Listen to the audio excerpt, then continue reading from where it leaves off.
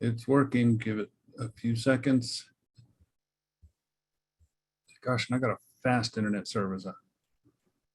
Okay, we are live. Good evening and welcome to the January 20th, 2022 Planning Commission meeting. If we can have a roll call, please. Yes, Chair Gutierrez, Here. Vice Chair Hogan, Commissioner Clow, Present. Commissioner Faulkner is excused. Commissioner Lawrence, Here. Commissioner Pava, Yes, present. and Commissioner Satenia. Present. Thank you, Just for Mr. the Chair. record, You have a if I quorum. may, Commissioner Mark Hogan is excused as well. Thank you. Thank you. And thank you, Melissa, and thank you, everybody, for joining us. Sorry, we're running a few minutes late, technical difficulties. Pledge of Allegiance, Commissioner Satenia, if you'd lead us, please. I pledge of allegiance to the flag of the United States of America and to the republic for which it stands, one nation under God, indivisible, with liberty and justice for all. Thank you, Commissioner Satenia. Approval of the agenda. Is there any changes from staff? No, Mr. Chair, there is not. Thank you. Any changes from the commission? If I can get a motion, please. Motion to approve. I will second. Commissioner Thank you. The Lawrence. motion was made by Commissioner Satenia, seconded by Commissioner Lawrence. If we can have a roll call, please. Commissioner Clow, Yes. Commissioner Lawrence, Yes.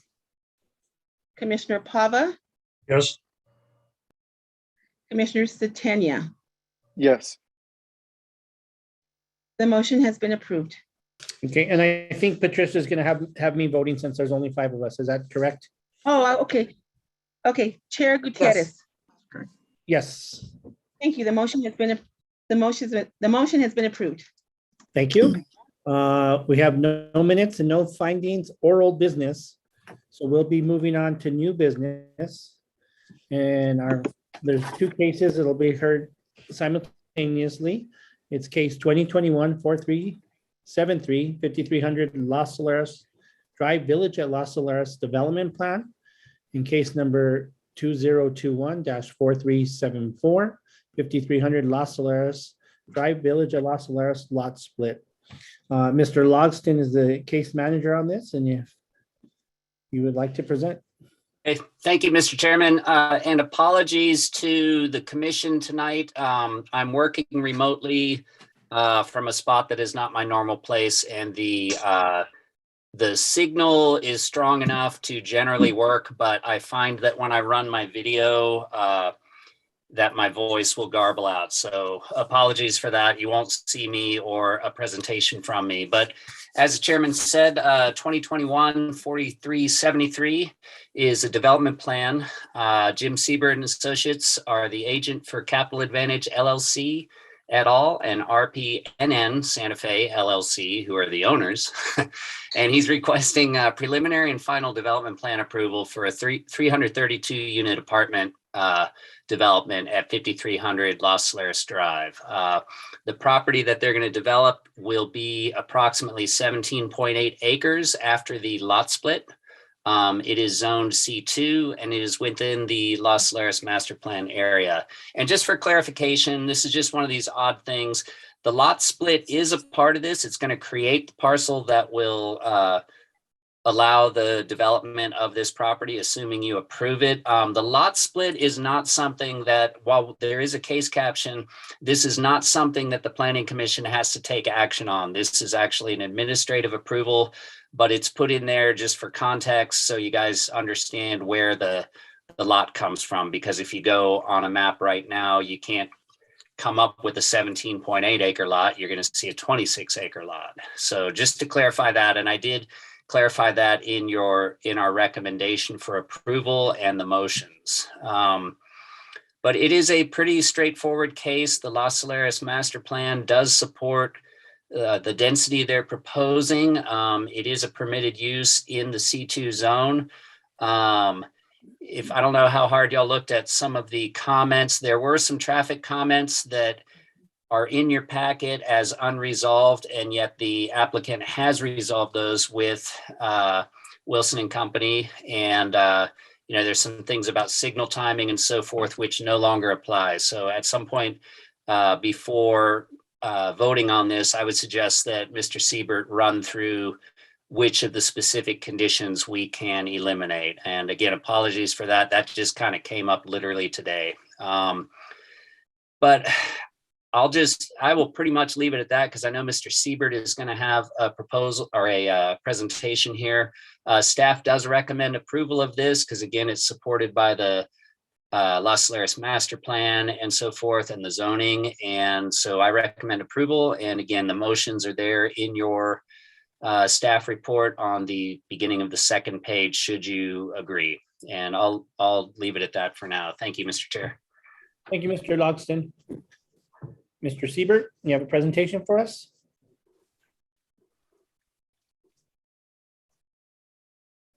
He should be ready in a second. Hi, Mr. Siebert. I'm going to go ahead and swear you in. Do you swear under the penalty of perjury that the testimony you're about to give is the truth, the whole truth, and nothing but the truth? I do. Thank you. Please state your name and address for the record. My name is James W. Siebert. My address is 915 Mercer, Santa Fe. Let me begin by just telling the commission, the people that are available to you if you have questions tonight. It's Rich Hartline, Vice President for Development of the DeBartolo Corporation. Andrew Manning, who is the project developer for DeBartolo, also a professional engineer. Mark Giles, who is the architect with DLR Architects. Fred Arfman with Isaacson and Arfman, civil engineers. And Mike Gomez with Santa Fe Engineering, who is the traffic engineer on the project. And what we'd like to do is begin, at least I hope all those folks are on the line here, begin with Rich Hartline, the Vice President for Development at DeBartolo, to give you a presentation, give you a description of what exactly is the DeBartolo Corporation, since it's a new entity to Santa Fe and it doesn't have the kind of review that you would typically have or knowledge you would have of developers here in Santa Fe. So Rich, why don't you give some background on DeBartolo? Thanks, Jim, and thanks to the Planning Commission, Chair Gutierrez, any other agency. I need to go ahead and swear. Excuse me, sir, I need to swear you in. Sorry. Do you swear under the penalty of perjury that the testimony you're about to give is the truth, the whole truth, and nothing but the truth? I do. Thank you. Please state your name and address for the record. My name is Rich Hartline. My address is 190 Newport Center Drive, Newport Beach, California, 92660. Thank you. You're welcome. Again, thanks to the Commission, Chair Gutierrez, any other agencies present, and any general public in attendance. I'm Rich Hartline, as stated. I'm the Vice President of Development for DeBartolo Development. Our headquarters is in Tampa, Florida. We're really excited about this opportunity to show you our community vision for the village at Los Alaris Apartments. DeBartolo is a name that some of you may or may not have heard before.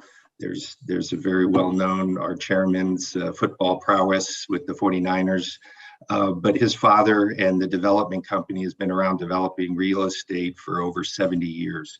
Those 7 years have given us an opportunity to understand all types of assets, whether it be multifamily, specializing in large and small sizes. We also do retail, we do apartments, we do mixed use, industrial, even hospitality.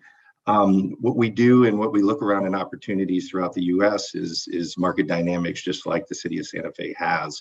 A special place with the historical significance and a solid job growth, as well as a community where people want to be and the desire to be there. For this particular project, our multifamily experience, we've executed and transacted, developed over 40,000 units of apartments under the DeBartolo name. So we've gone through not only the learning curve, but trying to understand the intricacies of each market and what we try to deliver, which is a first-class quality resident community for the greater city, in this case, Santa Fe. We're really excited about being, literally in the shadow of the Presbyterian Santa Fe Medical Center and being located where we're at near the community college and all the other employers in the region. We think that, delivering market rate, quality communities like this are going to help large and small employers throughout the city of Santa Fe. We've really assembled a first-class team. You'll hear some of them this evening. But in putting together the right mix of community team leaders, when we create these, we like to first start with the local, and we have a lot of local and state consultants, as well as our construction team will be 90+% located in the state of New Mexico and Santa Fe. So we just love the opportunity, again, to provide job growth and long-term and even short-term construction jobs to the community.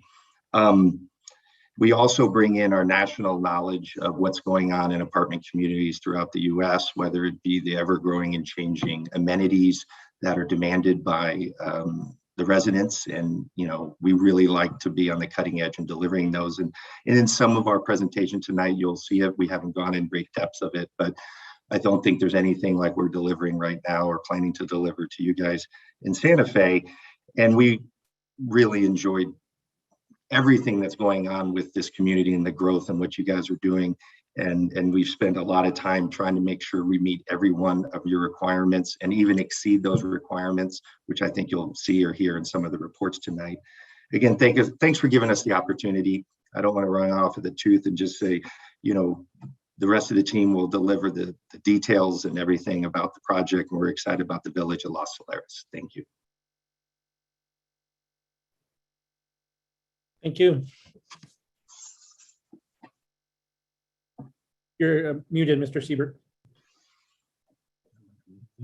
Muted. All right.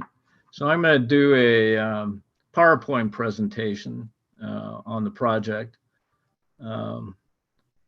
Since Lee didn't have the opportunity to do that, this is going to, I think, be helpful for you all. Yeah, they have to share. Dan, can you allow us to share this on the screen?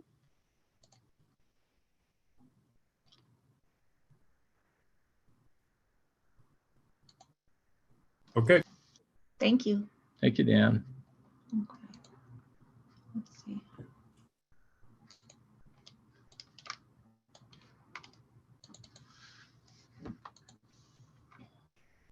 Okay. Okay, let's just go to the second slide. Okay.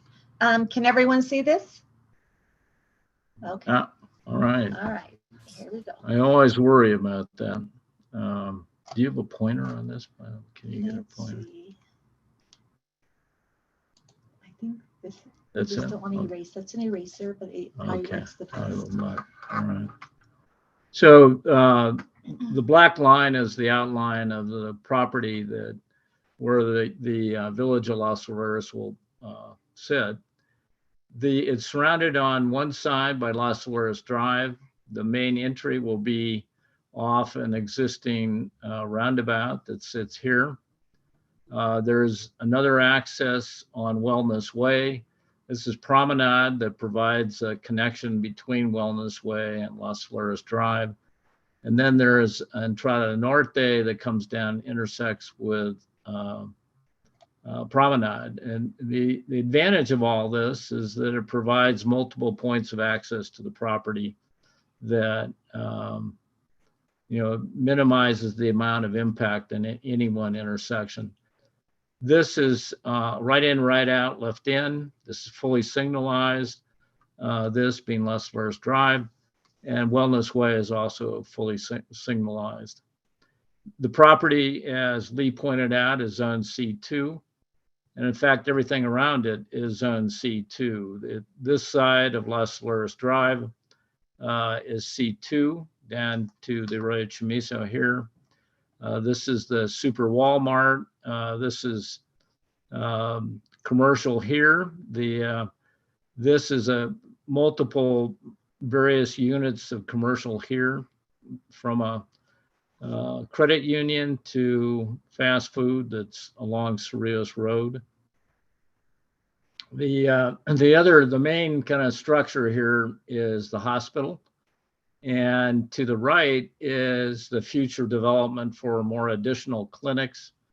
And even beyond that, across Beckner Road is another clinic that we're working on now for Presbyterian Hospital. They're expanding there.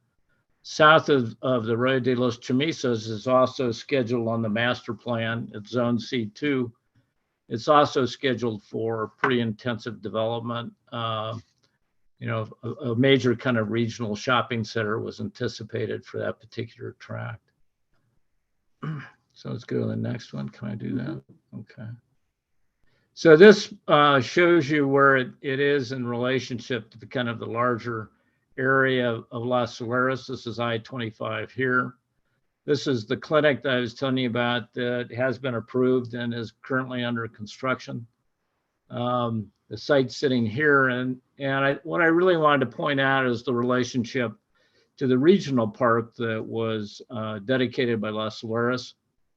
And just recently it has finished developing the children's play area, which sits in this corner, and then below that is a dog park that seems to be pretty popular already, although it's not quite finished. And that's right on the verge of being finally completed. And then Lee talked about this, that we have accompanying this development a lot split, because the De Bartolo didn't need, for their purposes, they have a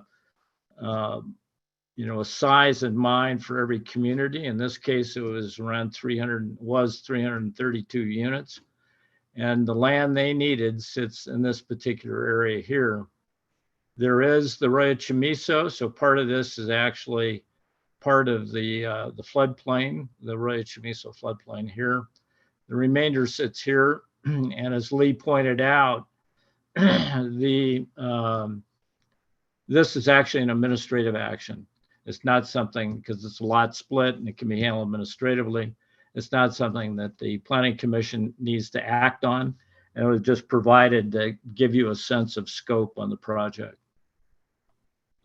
This, I think, there's an issue of, well, how does this relate to, what's happening around it? These are 3-story buildings.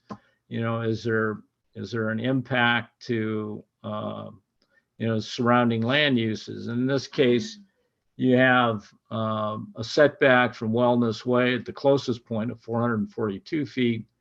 And then from Cerrillos Road to the closest point is 417. And then it's also, you have this area here that minimizes the visibility really from Cerrillos Road. The other thing that happens on Las Alaris Drive, in this corner here, the property slopes from this point down towards the arroyo.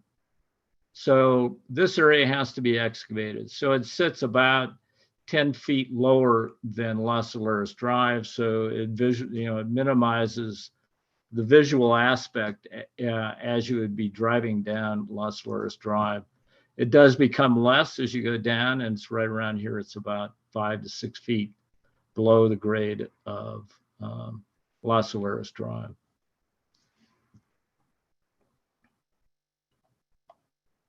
So the closest big building or major building structure is the hospital. And it's zone HZ, hospital zone. And the height, the maximum height, and this facade is the one that's facing the apartment units. And it's 74 feet in height.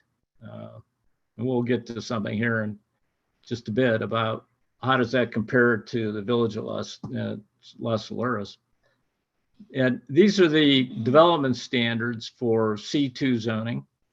And these are the standards that the site plan will establish as part of the development plan. The lot coverage for C2 is 60%. Our coverage is, the village is 15.7%. Now there is a significant amount of that that's in the floodplain, but the Arroyo de los Chamisas has become part of the city's open space program when you go further north. So that's not insignificant in itself. The open space for a similar project would be 83 square feet, which is 250 square feet for each of the bottom floor units, first floor units. What's proposed here is, over 490,000 square feet. And it does, like I say, it does include the Arroyo. The building height for a C2 is 45. The maximum height is for the units is 36 feet 7 inches, and the townhouse units, which Andrew Manning will talk about later in the presentation, are about a foot less than that. The number of dwellings per acre, you really have to just meet the requirements of the C2 district, which is open space and parking and various other things. But generally, it could work out to be about 24 to 29 units per acre. This project is 18.62 units per acre. So I'm going to let, we can fit there, yeah. I'm going to let Andrew Manning step in here and talk about the specifics of the site plan and some details on the facade and the clubhouse, and then other projects they've done. So Andrew, I'll let you take over at this point. You do have to be sworn in, as a reminder.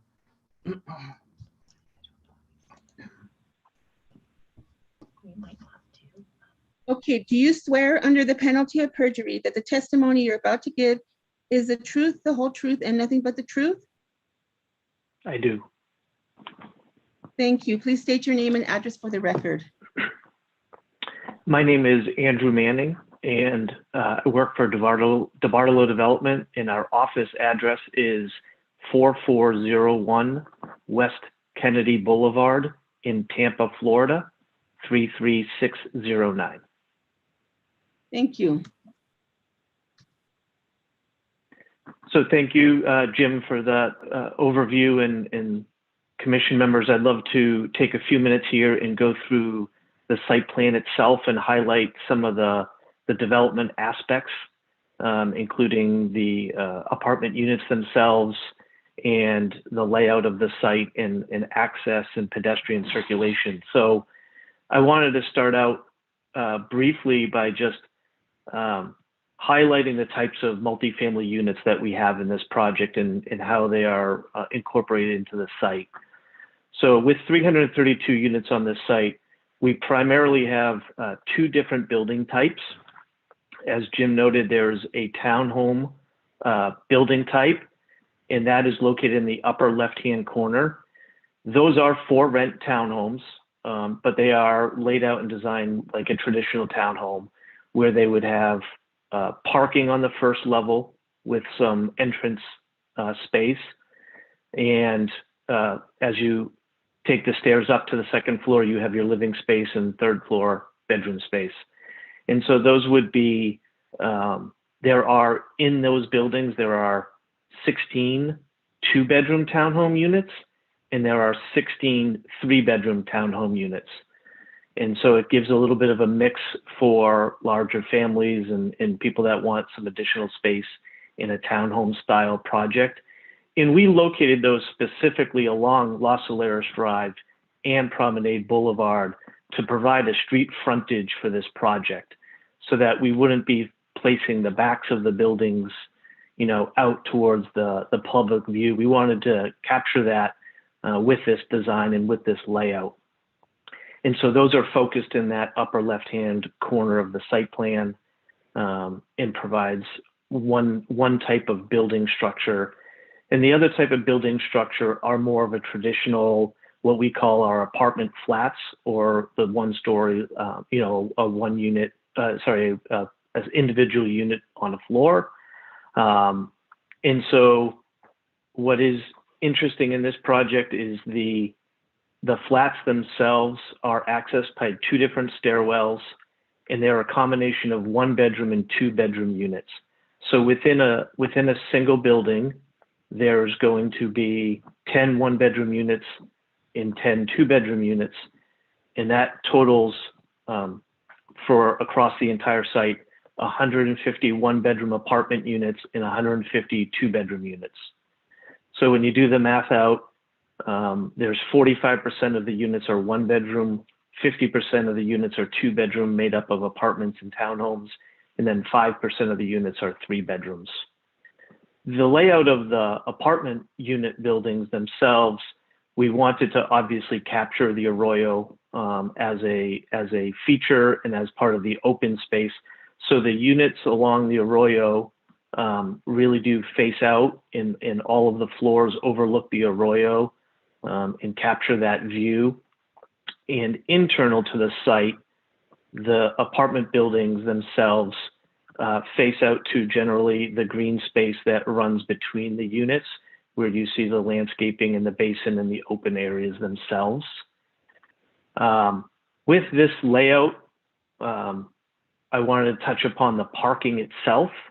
As outlined in the report, by the code itself, the required parking is 477 spaces total.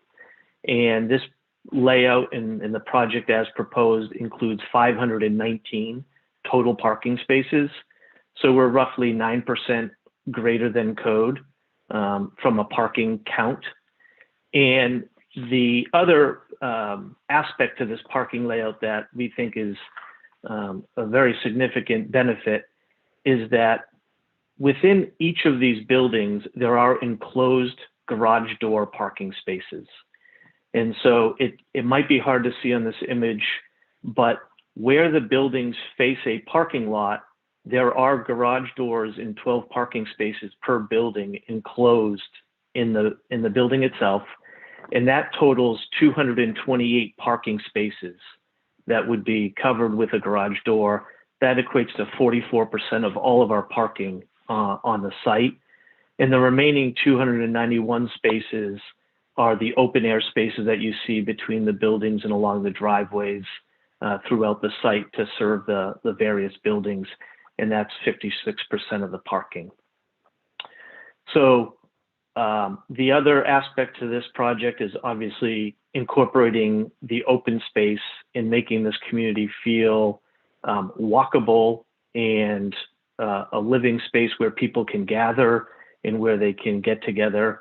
And as Rich noted, we, using our experience, have tried to bring in the best in class amenities and features that people are looking for in an apartment community.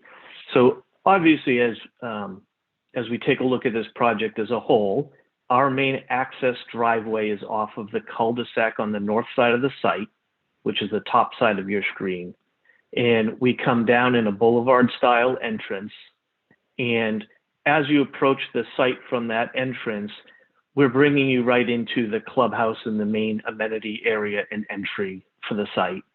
And that's where a hub of the activity will occur in terms of the clubhouse containing community space, game room space, fitness rooms, co-working space so that people have some room outside of their apartments. If they work from home, they have opportunities in the community to work, as well as exterior amenities with a pool and various barbecue areas, seating areas within the clubhouse itself. But as you look at the plan in a little more detail, we've also incorporated a number of pedestrian routes throughout the site such that all of these buildings are connected by sidewalks. And along a lot of these common areas, we've incorporated gathering areas such as on the western side of the site, you'll see a dog park that's located in a triangular area between a number of buildings. And as you cross through the site, there's other green areas that incorporate passive seating and gazebos and other amenities throughout that we would touch upon. And a big one that we know is there and is part of Los Alaris, and we felt we had wanted to bring that towards the project, is along the eastern side is the proposed pedestrian trail that traverses the whole Los Alaris development. And that has been incorporated in the form of, it's on our property, but we have no development on the east side of that trail. All of our work is on the west side of the trail, and we have incorporated at the center and kind of the north center of the site 2 connection points from our community directly to that trail that allows the residents to go right out through that one area and one to the south, so that they can access the trail and go up and down the arroyo and throughout the rest of the Los Alaris green space that Jim had referenced on a previous slide. And so we feel the connection both to from sidewalks on the access roads and the sidewalks throughout the community that go directly out to the pedestrian trail, we feel those would be very good connection points and provide people multimodal ways of getting around this community. And obviously to the west, where we have the commercial development in the form of restaurants and services in the neighborhood. So not only does this provide parking for residents, but it provides a pedestrian experience based on its location and why we really like this site in the development opportunities that it gives us. So obviously we have other pieces of this that never show up and aren't as interesting, but obviously we have the water, sanitary sewer service, storm drainage service, and dry utilities to support the project. Those are all designed and submitted to the agent, to your staff for review, but that doesn't ever show up on these types of projects. So I want to note, I talked about the main entrance from the north, but we do have a secondary entrance from the west on Promenade Boulevard. So that's a smaller entrance that would be a resident-only entrance from Promenade to provide a secondary access point and fire circulation and emergency access to this site. So that gives an overview of the layout in the unit types, the open space, the pedestrian circulations, and some of the amenities that we've incorporated into this image. And so, Victoria, if you want to flip to the next slide. As we look at this, this is just an image of our townhome units along Promenade Boulevard. Again, an architectural rendering. Never looks as good as the finished project, and it obviously is hard. This doesn't take into account some of the slope that is there. As Jim alluded to, these buildings will be anywhere from 7 to 10 feet below the surrounding roadways, so it looks a little different in the rendering. But that gives you a feel for Promenade Boulevard with the pedestrian connections through the site. And then if you go to the next slide, this will give you a little bit of an elevated view of our clubhouse, which is just to the west of the main entrance drive. But you'd come down the driveway to the left, and then this is the front door to the clubhouse and management office, leasing offices. And obviously we are focusing on exterior seating, gathering areas.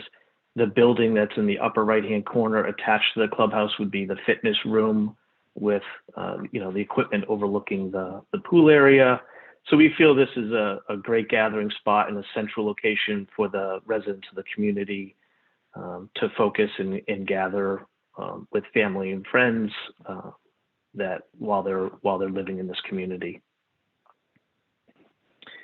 And so wanted to just give you a feel. Again, renderings never do it justice. I'm the first one to admit that. They kind of give you a snapshot. And so based on our experience and what we've done in many other areas, I have a couple of pictures of similar projects that we've done in other areas of the country. And that, if you want to slide down, Victoria. So at the end of the day, when it is completed and you get the real finishing touches put into this project, this is a project called Abaco Point.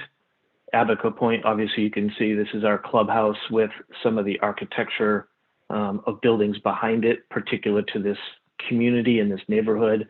Obviously not a Santa Fe feel, but the attention to detail and the level of amenities and the furniture in the gazebos or trellises, the landscaping and the lighting, we would bring forward to this project in a manner that works. And then the last one, the second slide, Victoria. This is another project called The Haven.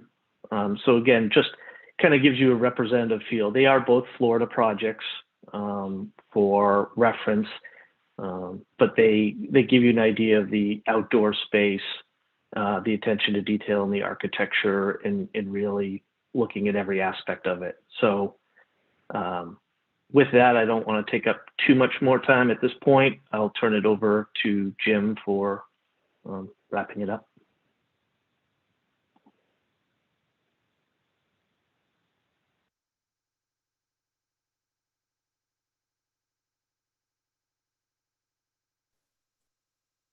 Mr. Siebert, you're muted.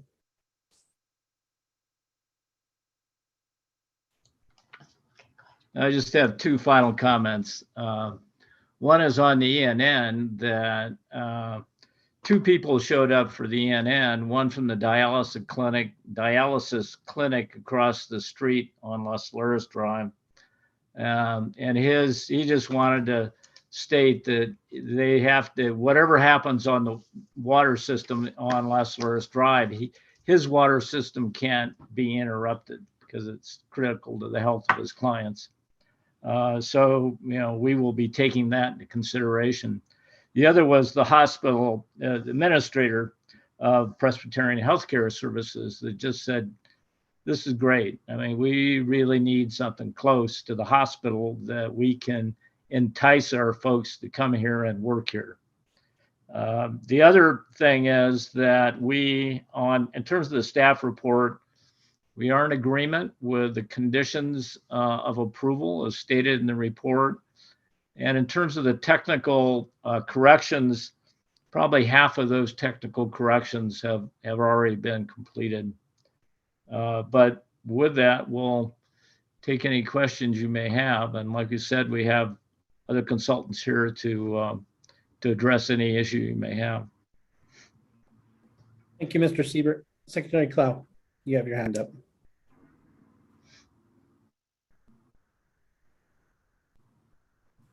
You're muted. You're right. Could you please address the traffic issue in terms of the two intersections that in the morning and evening at a certain time have an F rating? Yeah, that's an interesting situation. Mike Gomez is here, and if he unmutes himself and gets sworn in, I'm going to have Mike address that. Hi, do you swear under the penalty of perjury that the testimony you're about to give is the truth, the whole truth, and nothing but the truth? I do. Thank you. Please state your name and address for the record. My name is Mike Gomez. I work for Santa Fe Engineering, 1599 South St. Francis Drive. Thank you. Mr. Chair, the two intersections that had a failure in our original traffic impact analysis were based upon the city model. And what it is that this portion of Cerrillos Road is on a coordinated system of signals. So the city maintains a model, it's called a synchro model. So we use that model to go ahead and do our TIA. In the model that the city has, they don't have right turn on reds at these two intersections that exhibited the failure. So what we always do, at least under John Romero, was to go ahead and run the city model. And then if he approves the changes, then we could go ahead and make the changes. But it turns out that Wilson and Company, in their review, they're correct that if we add the right turn on red, which everybody knows what that means, you come to a red light. If there's a gap in traffic, you can go ahead and continue and make your right turn. So when we put that into the model, it corrected everything and improved all intersection capacities. So now we have no failures at all on any movements on any lanes out there.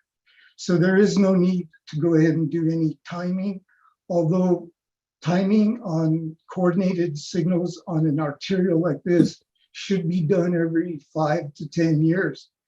And right now, I think it's like 15 years since that timing plan has been implemented. But with the plan that's out there right now, we're good. So that's basically the results of the Wilson comments. And my question is, does Wilson agree with that? Wilson has not reviewed the calculations. What it's going to be necessary is for us to go ahead and revise the TIA and resubmit it, but I've gone over it with Wilson and Company and we're all in agreement. So right hand turns are allowed at those two intersections. It just Right wasn't now. factored in. Yes, right now, if you Okay. drive out there, normally there would be a indication that says right turns on red are not allowed. And one place that has that is like the intersection of Zia and St. Francis southbound. Big signs over there. You cannot go ahead and go make a right on a red. There is nothing like that out there, and people are doing it all the time, every day. Thank you for that clarification. Okay. Thank you. Any other commissioners? If not, you want to hold your questions till the public hearing. I'm going to open up to the public. Commissioner Pava, go ahead.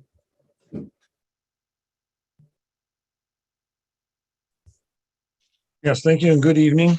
First, Mr. Chair, I'd like to express my gratitude to staff for the excellent staff report, particularly the comments when you drill down into the development review comments. And particularly, I was impressed with the landscaping and the MPO comments that I think have been fruitful for the applicant to address, as apparent in hearing the applicant's testimony on some of the improvements that they've made. The comments that I've got here relate particularly, most likely to Mr. Siebert or to the applicant, and I've got perhaps four questions. And the first would be, when I look at that site plan and I place myself in it as a pedestrian, and I'm a new resident of the village there, and I've got a job over at Presbyterian, and I want to walk. Well, maybe I want a bicycle. And there's the Arroyo Chamizo. Right now, there aren't crossings. How would you explain that the site plan facilitates near-term and future pedestrian connectivity? Eventually, the cul-de-sac that is a roundabout will probably go through. It's an easy walk. Could the applicant address that? Yeah, I could take that one on. Am I muted? No. Oh, No, you're unmuted. So what would happen, as Andrew Manning pointed out, there's 2 points of access to the trail that runs along the Arroyo Chamizo. If you follow that trail up, what happens, it goes under or goes up to Wellness Way. And you would have to actually take Wellness Way from that point right next to the Arroyo Chamizo to the hospital. My guess is, depending on which access point you would take at the apartment complex, you're probably looking at somewhere a quarter of a mile to a third of a mile to get to the hospital. So all that's possible. And then there is actually a pedestrian when they constructed the Wellness Way where it crosses the Arroyo de los Chamizos. They also have an underpass for pedestrians. First time that any developer has privately created such an underpass for pedestrians. That one will eventually go down and connect into a pipe that's existing under Cerrillos Road. It's covered at both ends right now, but it can be uncovered.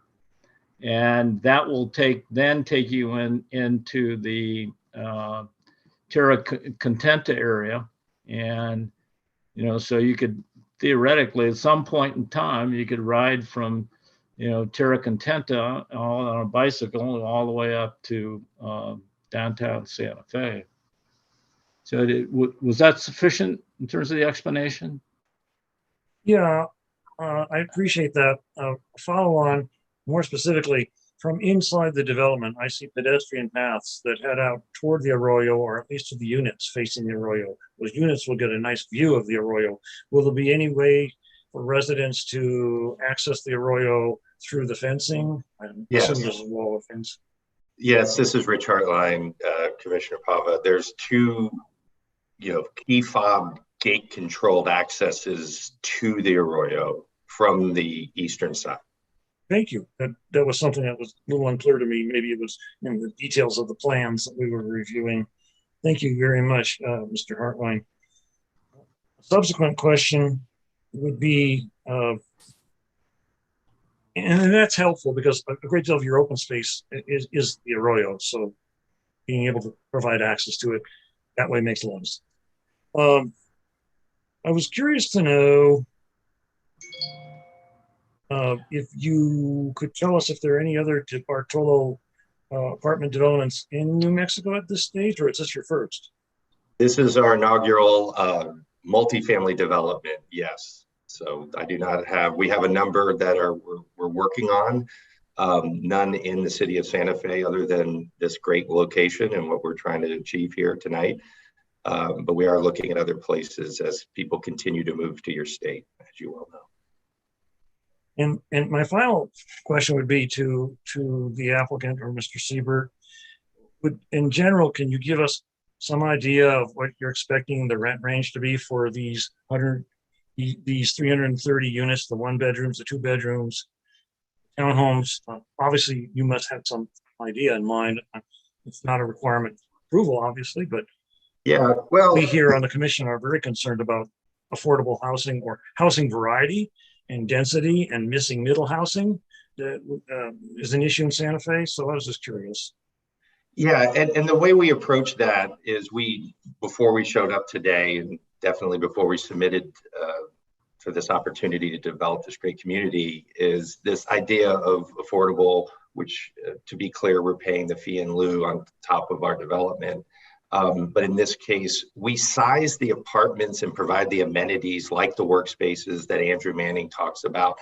And we try to give more bang for the square footage buck. So I don't want to get too caught up on, a studio because we have some different sizes. But we try to provide a large range of unit sizes that then have a lower per resident price, or in the case of like the 3-bedroom townhome, which we only had, I think, like I just heard, 5% of all the units are the larger facilities. But we take our unit mixes, and obviously the market then determines if we're on par with some of the best in class, and there's some really nice new apartments throughout the city, or are we, being priced to a middle class apartment. So it's our goal to be able to push the best-in-class rents, but also size it so that and we do a lot of extensive research on the average median incomes, the new jobs that are being created, both looking at service workers' incomes as well as, when we were talking to the CEO at the Presbyterian Santa Fe Medical Center, it's not getting the radiologist or the surgeons up to be able to afford to live in Santa Fe. It's getting the staff and the support staff to the quality places to live. So the short answer is I'm not in a position to quote rents. We do hire and we have hired local property management that then works with the community and sets those standards against what the other competitors do have. So I hope that answers your question. Yes, well, I understand in the context that the project is interesting in light of the diversity of housing types that could address the missing middle rental market. That's the end of my questions, Mr. Chair. Thank you, Commissioner Pava. Before I forget, let me switch over. This is a public hearing. If there's anybody here from the public that would like to testify in this case, please raise your hand.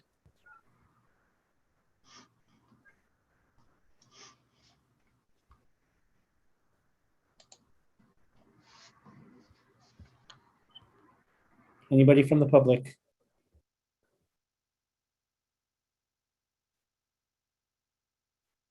Okay, seeing none, I will close the public hearing and turn it back over to the commission. Other commissioners, questions? Commissioner Lawrence. Thank you, Mr. Chair. First, I would like to go back to Commissioner Klau's questioning about the traffic issues. I just want to make sure that I'm completely clear about that.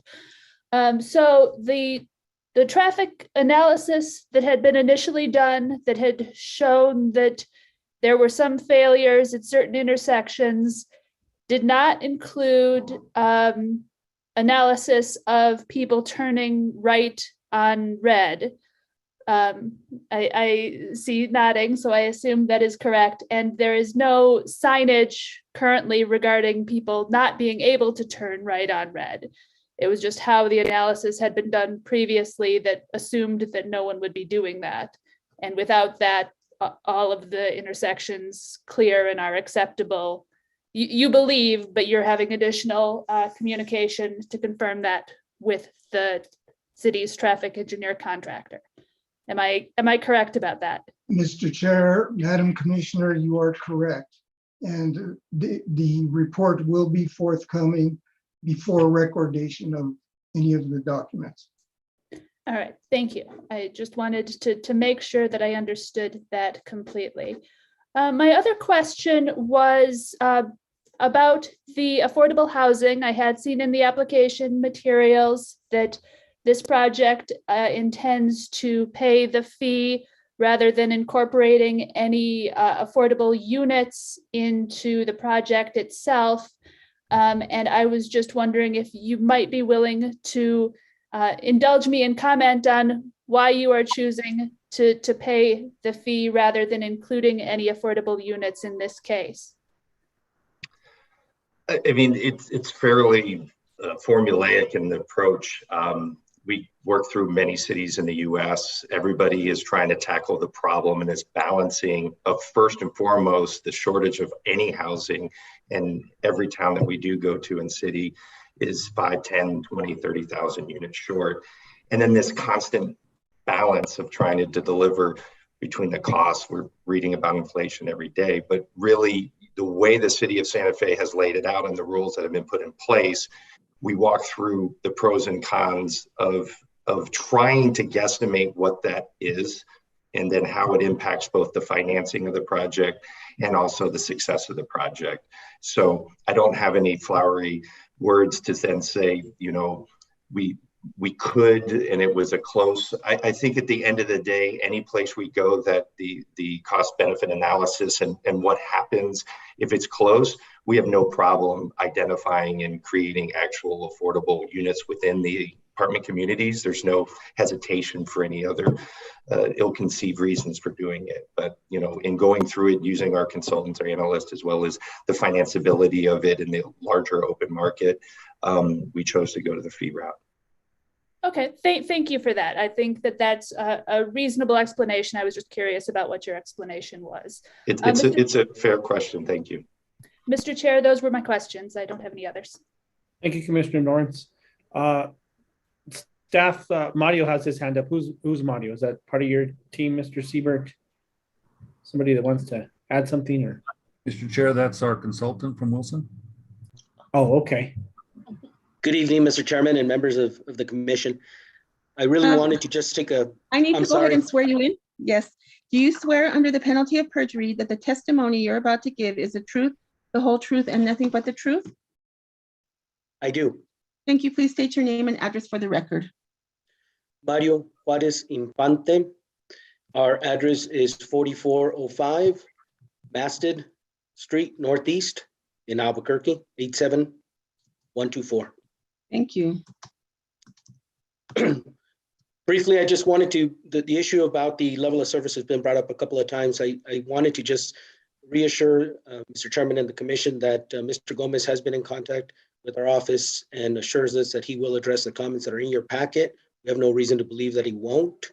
And so we will be looking at that resubmittal, and we will keep planning abreast of that as you consider approval contingent on all the comments being addressed.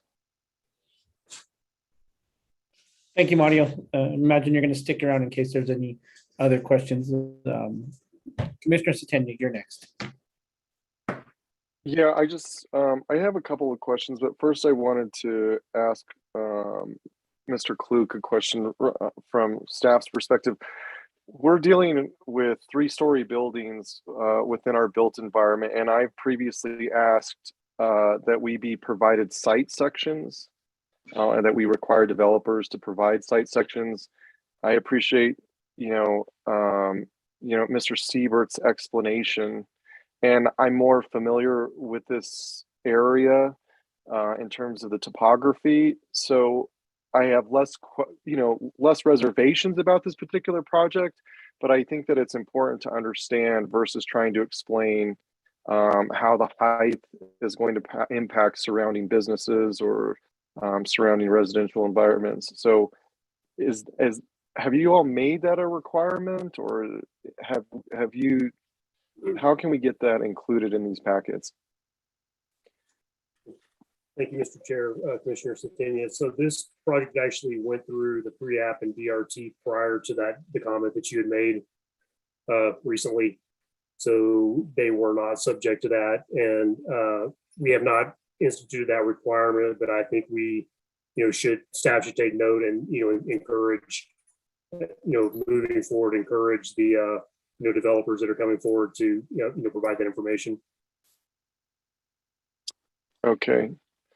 And then, and pardon me if I may, we also are, we are looking at a code update, so we can definitely, put that in as a consideration. Sure. Okay. I just want to keep that on the radar as we see these projects, especially in this area. I have a couple reservations about this project in terms of, again, putting residential smack in the middle of a lot of commercial areas.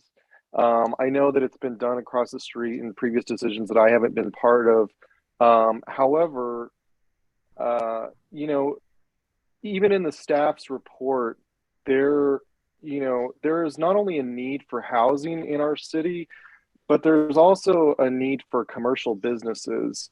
And, as the future land use map is intended specifically for this area, is regional commercial area. Even this, even the applicant pointed out that there was discussion of a mall or of some sort being in this area. So again, I don't think it's going to stop me from saying that this doesn't meet the criteria, given the criteria that we're measuring this against. However, I just wanted to point out that we are not seeing a lot of commercial development, and that could be because of the economy or, but again, I would like to see, or I'd like to actually hear from staff, how is it that we can see more commercial projects come our way in these areas that are designated commercial and support the need for that in our community as well.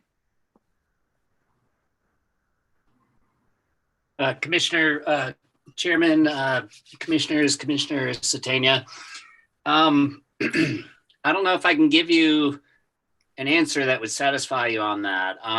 The fact is that multifamily residential is a permitted use in the C2 zone, same as a wide range of commercial uses. And so we can't, as a permitted use, we can't necessarily use our own judgment as staff to just say, well, hey, I think, this really ought to be commercial. I'm not sure what more to say there.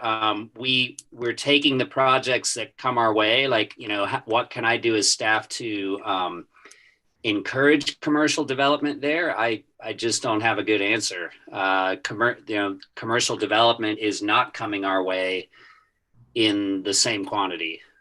And unless we change our code to disallow multifamily in C2, I don't know that staff has any recourse to really change that dynamic. Understood. I just want to also ask the applicant, in terms of the facades, there's this like green material on the outside of the buildings. And I wanted to know what that material is. Is that stucco or is that wood? Andrew, do you want to? Metal? Andrew Manning has been working closer with the architect. There's a blank and then below that are facades. Yeah, so the green material is an accent material made of wood. It's a board and batten pattern that differentiates itself from the remainder of the building, which is stucco. Okay. Again, none of this is going to stop me given the criteria that we base our decisions on. I'm not going to argue that this goes against public use, but this building is definitely giving me a Capitol Flats vibe. And for those of you that aren't from New Mexico or you're outside the state, in the city of Santa Fe, there's been serious objections, to tall buildings, and where they're being placed within our city, and not necessarily following the Santa Fe style. So I'm assuming after staff's review, it's met the, the criteria, or, you've met the points, but I just wanted to kind of point that out for the record, maybe upstream for our counselors, to maybe when this comes back to us or goes across their desk, that maybe you might consider other materials. And that's my only comment. Thank you, Commissioner Satenia. I kind of agree with the Capitol Flats vibe, and I did hear a lot about how unappreciative people of Santa Fe were on that. I do want to ask a question for some of the commissioners that weren't here in the old days. Mr. Siebert, there was a deal with Los Alaris and school property. So can you give us an update on what the final disposition of that was and the school's response to this project, please? Yes, I can answer that. At one time, there was a site for a school on the master plan. We offered that to the public schools.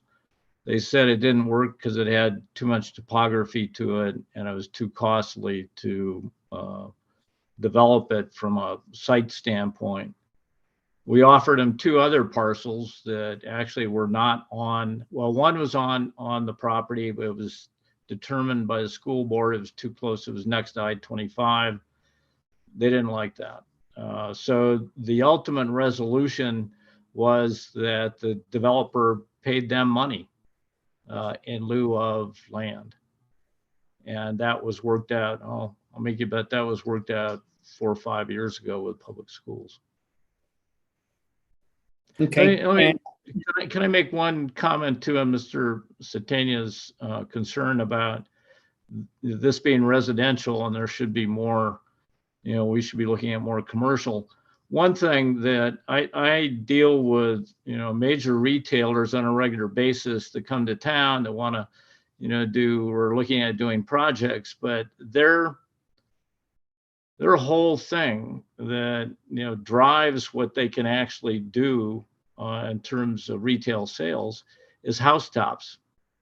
And they look at the number of housetops. If you don't have the right number of housetops, that's it. They just leave town. And the majority that I've talked to, they leave town. So I think that's something that, we're creating. Yeah, there's residential, where areas that's zoned for commercial, high intensity commercial. But if you don't have the housetops, the retailers aren't coming. Mr. Siebert, your response, second part of my question and the housetops make sense, to the schools when you sent out about this project, what was their response? I wanted. Yeah, we do have to send out saying is that, are the schools adequate to accommodate the student population from this project? And the answer was yes. Okay, thank you. Commissioners that weren't here, when Las Alaris started developing, it was marketed as a place to live, work, play, get an education. And I'm personally disappointed with the shortcomings of the Santa Fe Public Schools and what's happened in this area. This project fits in kind of that plan that came forward with family living next to what could be shopping or restaurants or things of that nature. But I'm really disappointed with the shortcoming of the school system not being able to do something with that and just taking the money. Commissioner Pava.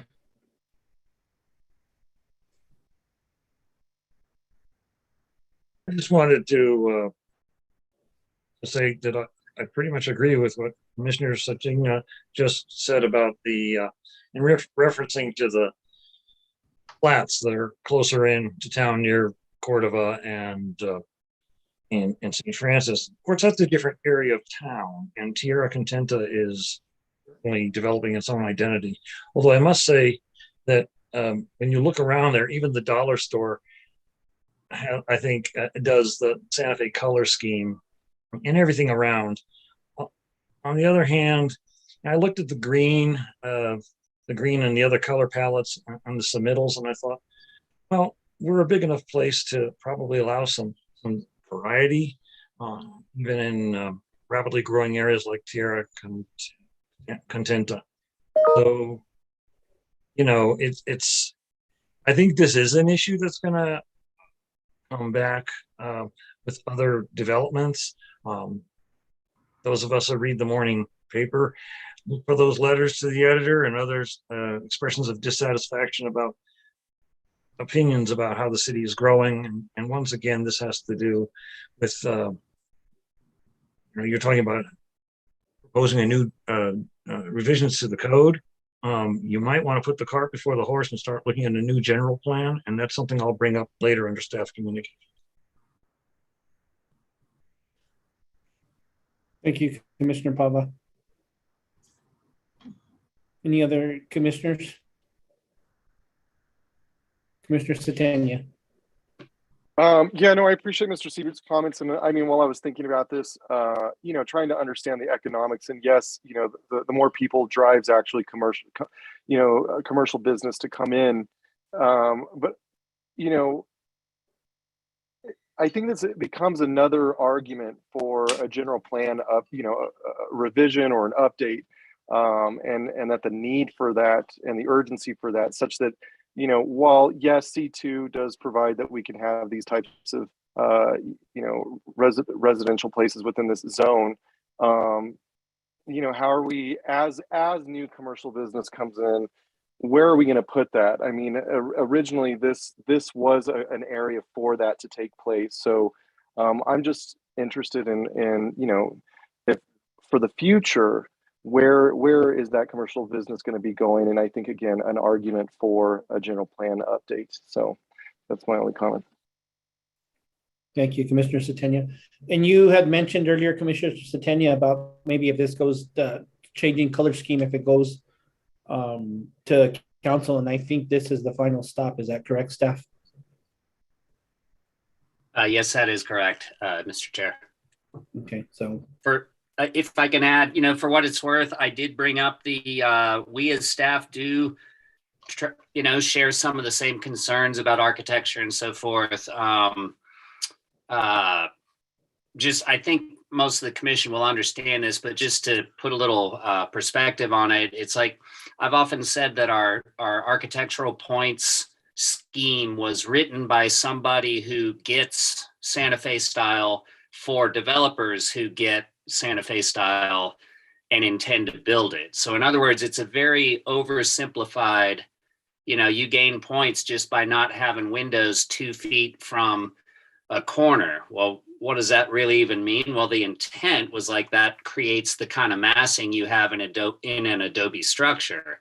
But the reality is you can claim those points just by not having windows 2 feet and have a completely different architecture. So it's a challenge. I did talk to the applicant about this concern and pointed out that, it is something that comes up on a variety of projects throughout the town, and this being their first project that they might consider, kind of at least changing the color scheme a little. None of this is to criticize them. They have the right to do what they do because, as was said earlier, they did meet the points criteria. I'm just trying to express, I guess, that understand that staff shares the same concerns as a commission Santa Fe, but until there's some kind of update to our code, there's not much we can do there. Thank you, Mr. Logston. Mr. Chair Hartline, Gutierrez, can I just add a comment to that? Yes, please.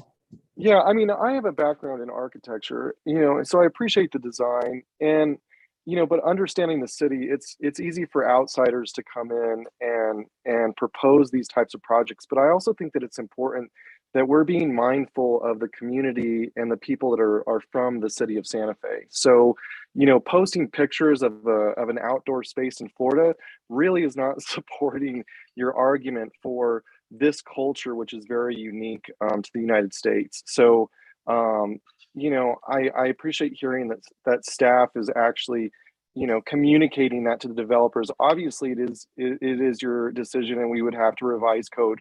I just even for your own sake, I would say that this is probably going to bring attention to you in with your design and the choice of the materials that you have chosen. So it's pointing out not only for the developer, but but also to maybe sway you back to maybe considering some other materials that fit with the preferences of the community that exists here now, not separate to the area of Los Alaris, but to the community of Santa Fe as a whole. And I think that it's consistent with the residents of the city who are very loud about their concerns about, making sure that we have and maintain this Santa Fe style. So. Thank you, Commissioner Satenia. Mr. Hartline, you want to add something?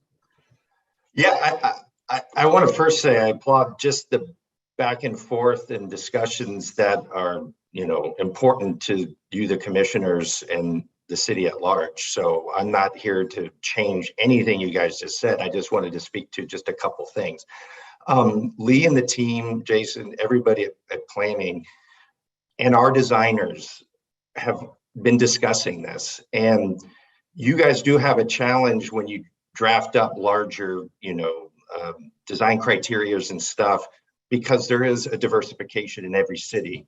And Santa Fe does have a style, it has an incredibly rich history. And it was one of the more exciting places for our design team and everybody, including now our branding team, to draw on the history. Where we're at, and this is the hard part about creating general plans and then architectural stylistic, things, is when you look at the new retail next to us, you look at the hospital next to us, and I'm not, again, this isn't meant to be a reproach to anything. We had to balance a Santa Fe style, and we're not bringing Florida. And I want to apologize if there was any interpretation that we're going to Florida-ize. And that's not the flora and fauna. That's not anything that we're interpreting. DLR is our architect. You can look them up. You can go to the site. They're one of the largest architects in the United States. Their design team out of the LA office spend a great deal of time trying not only to meet your criteria, which I would say with Lee, there probably is some missing points if Adobe is something we want to continue to put on, but there might be districts associated with it. But if we took Adobe, not taking Lee literally, and put it in Los Alaris next to the new Presbyterian Hospital and the retail next to it, it would be somewhat out of place, almost a mission sitting in the middle of San Juan Capistrano by new buildings. So, you know, for us, we were sensitive to what's built, and I'm not going to demean Capitol Flats and its urban styling that got in there, but we made sure we did not put metal panels on our project. We didn't want to come bring in a Southern California chic to Santa Fe. So everybody has a style, and there are people that are passionate in your city that let you really know what they want to see in a new project, and you guys balance that. We felt like we brought something that is balancing its physical location in South Santa Fe, but also it will continue to celebrate the history of it. And we can't show it in this presentation, but as we start to apply all of the, you know, wallpapers and textiles and art and everything else that we bring into it, it's not meant to create a new Santa Fe. It's trying to honor what you guys put forth. And then for 1 minute, only because the discussion on taking away commercial to put in residential. I agree with Mr. Siebert that the kind of nuts and bolts of retailers, you know, the family and DeBartolo's developed over 70 years, 240 regional malls. And we can go on and on about retail. It's not a great time for retail. We all know that. All of you guys get a lot of deliveries at your front door with a smile on it. So retailers aren't expanding. They're trying to recreate themselves and figure out where they're going. There's a lapse in getting new commercial anywhere USA. It's not a Santa Fe problem. The best way to get retail and commercial in this zone is to put in families, put in residents, put in people that need to walk, to need to buy things and stuff like that. And then we created the master plan, which created a subdivision on behalf of the sellers, so we could give them back as much commercial space, because we want to see some commercial generated for the residents as well. So I don't know that there's a right answer, and I don't think there was an answer to what you're saying, but I think there's plenty of commercial there for the demand today. But not speaking for the seller, they continue to get approached, and the people coming are excited about the Presbyterian, the hospital, about the residential coming online, because they can count on those people for sales and use. So that's all I can say. Thank you, Mr. Hartling. Commissioner Satania. Yeah, I'd like to make a motion, but before I do, I believe I misspoke. I think I said a site plan earlier, but what I meant to say, which I think Jason understood, which is site sections that cut through the property in terms of understanding the height of buildings relevant to surrounding areas. So just wanted to put that correction in. But I would like to move to approve the preliminary and final development plan case number 2021-4373, subject to conditions of approval and technical corrections recommended by staff, and also move to approve the findings of fact and conclusions of law for case 2021-4373, exhibit A1. I will second, Commissioner Lawrence. Thank you. So we have a motion by Commissioner Satania and a second by Commissioner Lawrence. If we can get a roll call, please. Commissioner Clow, Yes. Commissioner Lawrence, Yes. Commissioner Pava, Yes. Commissioner Satania, Yes. Chair Gutierrez. Yes. The motion has been approved. Thank you, Commissioner Satania.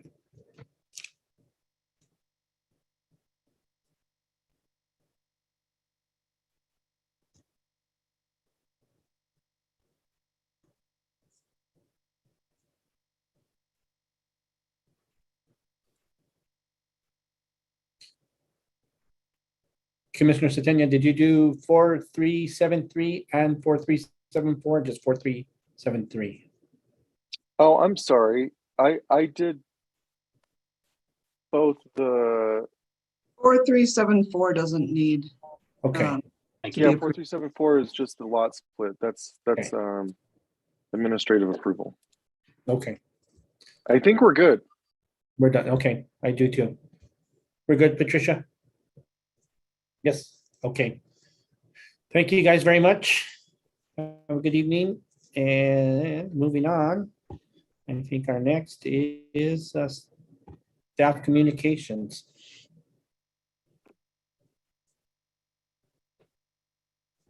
we have any staff communications? Mr. Chair, if Dan doesn't have anything, I just wanted to let everybody know that the advertisement for the Planning Commission members did close yesterday, and those applications are currently under review for recommendation to the mayor.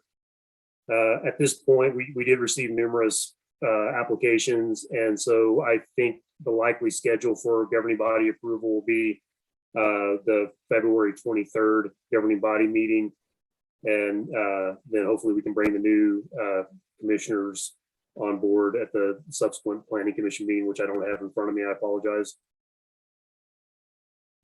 Thank you, Director Klug. Mr. Chair, Yes, Dan. I just want to remind everybody that February 3rd is a full agenda. A lot of cases. Thank you, Mr. Escobar. Matters from the commission. Commissioners?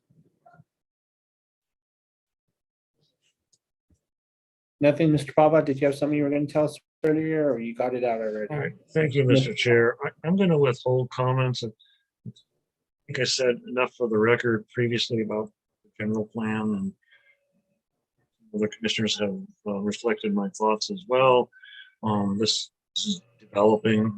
I do have some specific concerns about using findings and conclusions that cite a general plan that now, frankly, is 25 years old. Look at the research and surveys that went in to produce it. I think that puts us at risk, but that's for another day. Thank you, Commissioner. Any other commissioners? Yeah, Chair Gutierrez, I just want to bring up again, Jason, it just doesn't sound like that there's going to be some requirement that we're going to be doing site sections for, especially as people are proposing more, height.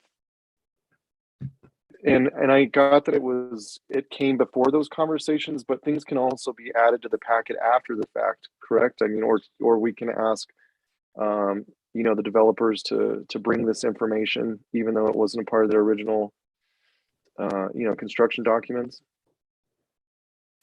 Mr. Chair, Commissioner Satania, thank you. Yes, and so on one front, I know Dan Escabel is working on a more systematic approach to applications, and we'll definitely include that criteria. I think we can do that without a code change, but I think we should integrate it into the code. And I just wanted, first of all, so yes, we hear you. I think it is possible to make, to start requesting that, and I apologize that it wasn't requested for this hearing and for this project. And I just beg for your forbearance. We're definitely overwhelmed and understaffed currently, although we are working on it rapidly and, improving that situation. Anyway, and then, so, we do have the RFP out for the code hygiene update for chapter 14. And so basically that's planned to be in 3 phases. The first phase will be code hygiene. The second phase will be more of a, dealing with, structural issues that people understand need to be changed in the code. And then the third update will be integrating the code into, for lack of a better term, growth management plan, optimization plan, however we want to, call that, which will, integrate, an update to the general plan, and definitely an update to the growth management plan inside of the general plan, the comp plan, if you wish. So that is all planned, and I'm happy to, accept feedback from you all. And I think this whole process could definitely be, integrated into the policy subcommittee, for example, as we move forward. Yeah, it's not to put pressure on you, staff. We know that you guys are working really hard and that you're short. It's just I want to keep it on the radar, and I'll try to remember as well. I can always request before meetings for that information to be included. But thank you all for your hard work. Mr. Chair, may I? Yes, go ahead, Mr. Escobar. So Commissioner Satania, as Director Klug said, I am working on a more comprehensive, I don't know if I'd call it a checklist as much as a manual. One of the hardest things that staff has to do is to deal with the variations in applications that come in. One architect or one drafter or one planner might have an idea of what they think we need, based on a very generic and truncated checklist, because the code is much broader and deeper than what we typically get. So in order to be more consistent and be able to not only have a more efficient time at reviewing an application, especially a complex application, but in order to bring that forward to the building permit process, because a checklist has to do two things: get the application ready for review, but it also has to be the same application that allows the staff to be able to process a building permit. So it's much broader than just an application. So what we're trying to do is create that checklist or that process that they have to follow so that everybody is the same. All of the standards are going to be in the same place. All of the conditions are going to be in the same place. They're all going to have the same style of application. That's going to be where the site plan is going to be, where the elevations are going to be, where the landscape is going to be, the terrain management. Everything will be the same for every applicant that comes in. So that makes it easier for the Planning Commission to know if they're looking for a specific item. They'll eventually get used to that checklist and be able to go directly to that page to see if it's there. No more looking to see if it's in there. No more trying to guess where the applicant put it. It's going to be very consistent. And I'd be happy to sit with you to go over that elevation portion to see what it is that you're looking for that would help the commission understand the elevation and the architectural styles, so that when we give this package to the applicant, they know how to build it. And I don't think we'll get any negative feedback from the applicant, because for the most part, they've all struggled in trying to figure out what it is that we want. And we've never, ever, at least in the 16 years that I've been here, ever put one together. So we're doing that now. And I'm going from department to department so that every DRT member will have an opportunity to comment on what they need specifically to review, but also for that building permit. And then I'll be able to plug the Planning Commission in so that we can at least get what you all need to be able to have an informed and comfortable decision across the board. So it's a long-term project, because I still do case reviews, so I have to do this as I have time. But as soon as I get it done, and I'm pushing it as hard as I can, because the sooner I get this, I think the more efficient our process is going to be all the way around. But I'll be more than happy to bring it to talk with you all on it so that we can understand what it is that makes a good rounded package for everybody's review. Thank you. Yeah, no, I commend you on your efforts. I mean, that sounds like a tall order to complete something like that.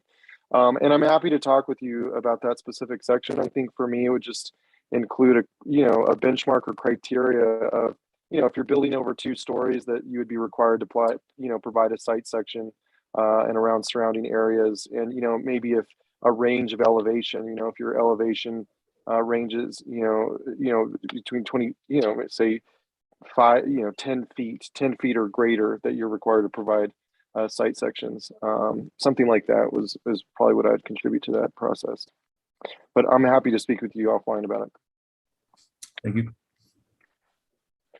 Thank you, Commissioner Satania. Any other commissioners?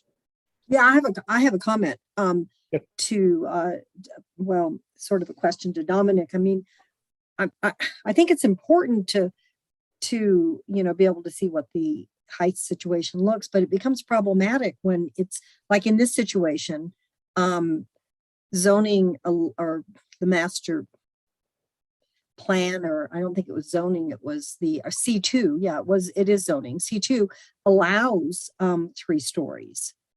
So I think it's difficult for us as the Planning Commission to say that, well, we don't really want it to be 2 stories because we don't think it really fits in with the other buildings. I mean, I think that goes with what Commissioner Cava is saying, that, maybe we need to take a look at what's allowed, and do we still want what's allowed? But I mean, I think that's something we need to take into account, that it's not, it's hard to justify or figure out how one justifies that. No, we're not going to allow 3 stories when it's code allows it. I think it gets into legal problems. Yeah, I think where this has come up for me is like in the initial, the initial phases that come across our board where we're required to determine whether we're approving a project based, and one of the criteria being, does it impact surrounding areas? Is it consistent? And, like I said tonight with this project specifically, there was nothing, I mean, again, we're measuring based on the criteria. I'm not gonna disapprove of a project, but I think that just as much as it's important to provide a site plan, to understand, and even we're provided elevations that for projects of a certain size, it's also important to provide a site section to understand how, for example, one of the projects that we approved was next to the mall. There was a development down below off the parking lot that sits down below. And I think understanding that topography, not from just a bird's eye view, but actually understanding how those buildings or what they're going to face, whether it's into a giant hill, that doesn't necessarily translate with the information that we're being provided. And I think that it's important that's important. It's not to deny projects if they're allowed to have 3 stories. I think it's important for information to have. Another case that I would point out is, that the developer came back behind the outlet malls down at the corner, and we voted down collectively, approving a change to put 3-story buildings where the elevation was important. Along the freeway, down the way where we've allowed zoning to take place for 3-story buildings, that's 15 to 20 feet below the freeway. But as you get closer to where the outlet malls are, they're trying to propose a 3-story building on one of the major corners and entryways into our cities. So that's not necessarily picked up. But what happened with that case, I know that I voted, well, the vote was to deny. I voted against that, and so did Commissioner Lawrence, and City Council reversed us on that. And that's because Appealed and reversed. Pardon me? That was appealed and reversed. You're correct. Yeah, it was appealed and reversed, and rightfully so, because it was weak.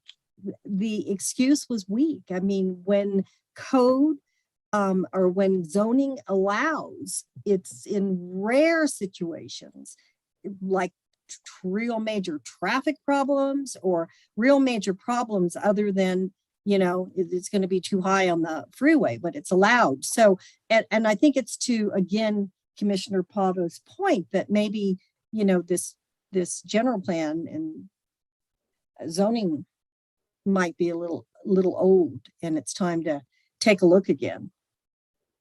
Well, the applicant has every right to appeal, and the council has every right to vote in favor of that. I don't know what the point about that is. I'm talking about our role. I think the point is that I would say, well, what do you think our role as planning commissioners are? I think our role, I sort of look at it, and the reason I'm having this conversation now is because we're in an open forum and we can have this conversation, and we can't have it, off the record. So I think it's good to have these conversations when we can.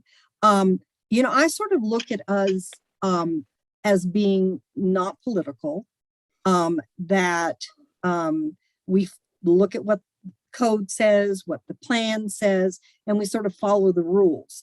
The city council can do, they have more latitude to, I think, change the rules, and because they're the political body that has the right to do that.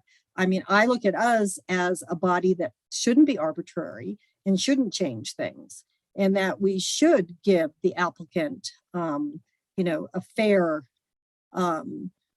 interpretation of what the rules. I mean, sometimes, the rule's not clear, and so there could be differences of opinion. Other times it is clear. And I think maybe even if we don't like it, I think we're obligated. It's only fair to the applicant to follow the rules. And I don't know. I mean, you guys are. Let me have Patricia just real quick. I think she has something to add, if you don't mind. Okay.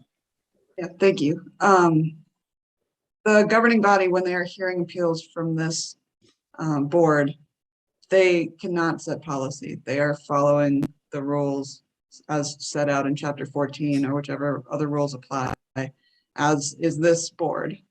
So it's not more arbitrary when it gets to a governing body. They still have to follow the rules. It's still a quasi judicial procedure. They can in other times set policy, but not when hearing appeals from this board. Just wanted to clarify that. Thank you. Commissioner Satenia, Commissioner Secretary Cloud, go ahead.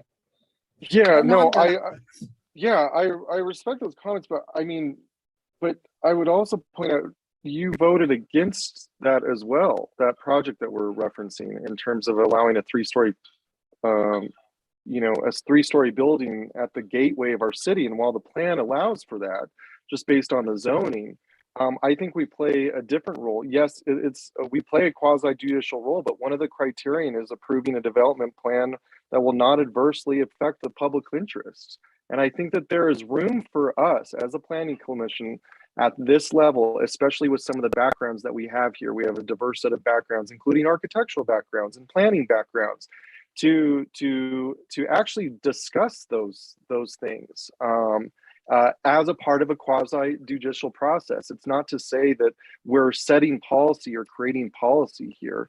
And I would just point out that you also voted no, even when the planning, when council voted yes after their review. But we had, what I would say is asking for a site section as a part of our decisions where the criterion that we are supposed to consider ask us to consider surrounding areas. Site sections are important, or would actually provide evidence to support our decisions or making better decisions when considering that criterion. That's my point. I'm not here to set policy. I'm just asking for more comprehensive information to make decisions with regards, to this body. So I don't want to be misunderstood in what I'm proposing or asking for staff. I think that it's reasonable. Commissioner Satenia, if I, just to set the record straight, I might be off a little bit, but I think yourself, me, and Councilor Garcia voted no, and Commissioner Lawrence and Secretary Cloud voted, and we voted yes on the motion. They voted opposite. I don't think she was in that, and I do kind of agree with what you're saying, that if there's some criteria, of course, I'm not trained in a legal background. I'm just looking at it from a different perspective, and that's why I voted no on it. And you're right, they do have every opportunity to take it to the council and let them go back and do that. And so if you don't mind, I'm gonna have Commissioner Pava interject. He's had his hands up for just a minute, but I wanted to throw that out there.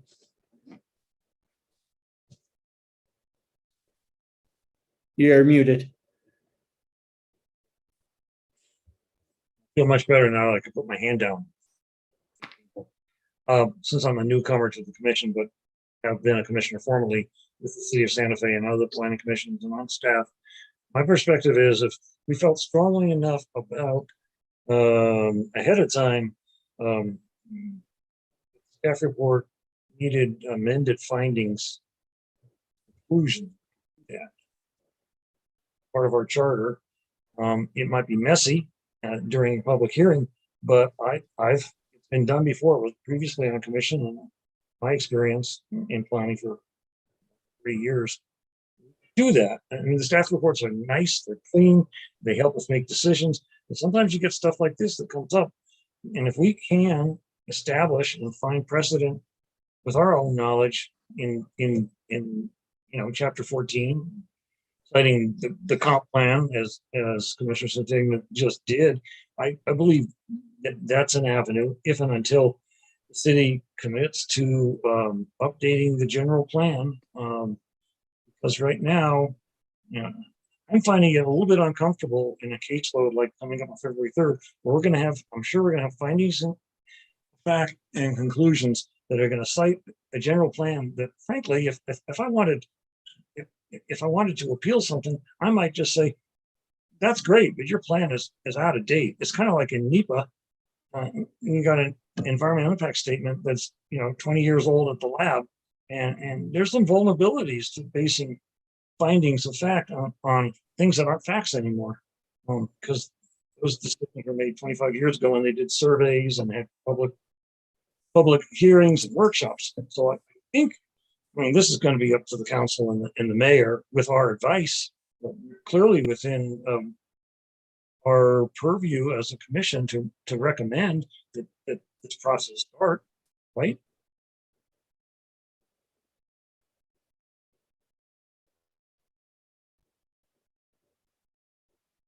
Seems like everybody's tired.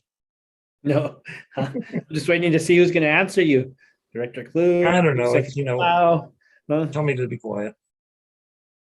I feel like that's that staff should respond to that. I don't. So I guess we're all waiting. Mr. Chair, members of the commission, the hard part is until we have updated our resolution, the general plan, the ordinance is still an ordinance, and the general plan is still that guiding principle upon which the ordinance was developed. So the only thing we can do, as Commissioner Clow identified, is we have to follow the rules. The applicant has the right, under the rules, to make an application within those rules, and we have to review that application against those rules. And until we update the general plan and go out and do those surveys and address the new city, the only thing we have is what we've got. And we're going to have to work with that as these applications come in until we can amend all of our ordinances and our general plans. That's pretty much where we're at. And I know that Jason is working diligently to try and make sure that we get to a point so that we can amend the general plan and we can amend our chapter 14. There are currently a lot of errors on chapter 14 that we have to correct currently, and I know we want to work on that, but it's a long process, especially when it's a community process, and we have a much larger city now than we did when the general plan came in, so it's going to take a lot longer to amend this general plan. So we just have to be patient and move forward with what we have and do the best that we can. Yeah, thank you, Dan, and I appreciate that. I think everything you said is correct, and I just wanted to, to point out that, we are underway with the process, and we've been, processing it conceptually for, I'd say probably at least 6 months, if not a year, even before Director Isaacson left, and not to diminish anything that Commissioner Pop is bringing up, because I agree with him. But we basically already had this conversation, with Zia Station. We understand what we have to do. We just have to, get there and do it, and it will be a process, but it's coming as rapidly. I mean, everybody knows it needs to happen, and it's coming as rapidly as it can. I just want to reassure everyone of that. This is not something that's, being delayed intentionally. I think everybody, citywide is more or less in agreement that it needs to happen. Well, Dan said something that struck me, said we need to just sit patiently or be patient, something about patience. And this has been talked about since probably Commissioner Pava was on the commission the first time I remember it. My empathy on this commission. And so I know it's hard. I've sat through 4 different directors, and so things change, but it's obviously something that does need attention. With that, I'm going to ask on the positions for assistants in your department, Director Klug, Land Use Director, Assistant Land Use Director. What do those look like as far as getting those filled, and any other key positions that can help with this kind of project? Sure. Thank you, Mr. Chair. Thanks for the question. So yes, I think that's really apropos to this conversation. So the planning manager actually is being advertised currently. I don't have the closing date in front of me, but it's not too far off. So we'll see. Hopefully we'll get a strong list of eligibles, and we can hire to replace Noah, which was of course a giant loss. And he was definitely helping lead the charge with these issues that we're speaking to. And then the assistant director for planning, I am the assistant director for development. in the interim role of the land use directors, to be clear. But there's a counterpart, assistant director for planning that has been, the position has existed, it just wasn't funded. And it was delayed for, a few different reasons, but mainly the COVID situation and the fact that Director Isaacson was, had a really strong planning background. And so that position wasn't felt quite as necessary during his tenure. But I believe, and I think, Rich Brown and the administration agree, obviously, and the counselors, because they approved this position for, to be funded for mid-year, that we now need that. In fact, Director Isaacson, when he was departing, he actually encouraged me to, move forward with it. So anyway, having said all that, the budget should be loaded actually as we speak. And so hopefully we, within the next few weeks, we can advertise for that position as well. And, that'll help fill a huge gap as far as just the planning capability and the backlog of these issues, these large bore issues that we need to deal with, and free up the planning manager and the land use director, because the AD, the beautiful thing about the AD is they can go either direction, right? They can help the planner manager and help the land use director. So I think it'll be a really critical position actually. So we definitely want to get somebody into that position that understands what they'll be tasked with. Shoot, I wanted to say one more thing and I lost it. I apologize. But and then the land use director, that is currently being I believe I'm not privy to it because I actually applied, but that interviews are, I believe, happening next week, and it sounds like there were numerous applicants. So that'll be interesting to see how that goes. Anyway, once those positions are locked into place, obviously we'll have much more capacity. We know we have to do this. We've already got the RFP out for the beginning of the chapter 14, just code hygiene, which is definitely the thing that has to happen first. So we just have a level playing field to start to deal with these larger bore issues that we know that we need to work on. And I apologize. I'm still, anyway, I think in a nutshell, I hope that answers the question. And I'm glad to hear that, because another thing we had that's gone by the wayside was the long range planning subcommittee. Right. And that's kind of why we started this subcommittee with no basic direction, but hopefully to help it in that area. So it's areas that we'd like to see. Well, I apologize. Go ahead. No, if I may. I couldn't agree more. The policy subcommittee is just, they're invaluable and, definitely add capacity. And we have, it's a little bit dormant right now, but we definitely have plans, coming up soon to address some strategic issues. And then, as far as long range planning, the mayor, which I totally agree with, he has this notion that we should just have planning, right? We need to bring planning back to the city. I really agree, and we're hiring senior planners who, Daniel Alvarado and the new senior planner who's coming on Monday, Alex Hader. They both have long range planning experience. So I think, and we're also asking for another senior planner in the coming budget. He will, I think we'll want them to focus more on long range planning, so that we have the diversity to have them do what they need to do, right? Maybe it's Dan, maybe it's Lee, Donna.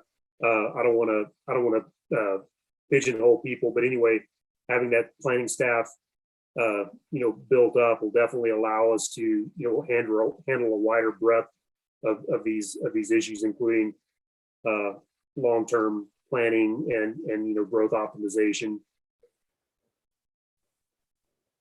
Perfect. Well, I don't want it to sound like a complaint session, but just food for thought on everything. We know you guys are very busy, and we thank you for all your work. Subcommittee members, we thank you also for for everything the heavy lifting that you're doing.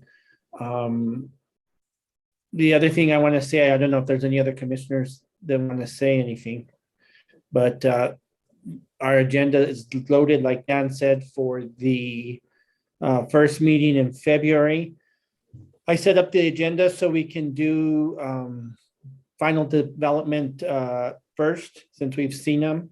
I think there's 3 of them on that agenda. Right after that, we're going to go straight into South Meadows and see where that takes us. Commissioners don't feel rushed or that we have to be pushed. This is it's been making a lot of noise, South Meadows, and we need to make good decisions on it. So I have had a few commissioners say they have hard stop times because of other commitments. We'll just play it by ear, see how it goes.